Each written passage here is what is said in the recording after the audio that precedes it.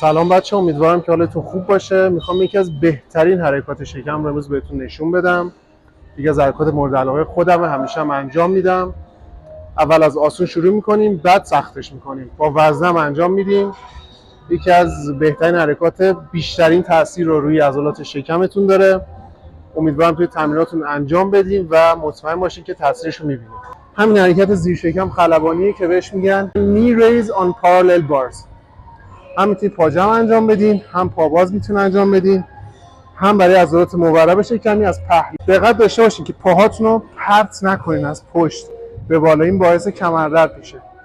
و یه مسئله دیگه، پاهاتون باید کامل به سمت بالا بیاد. اینم از پهلو.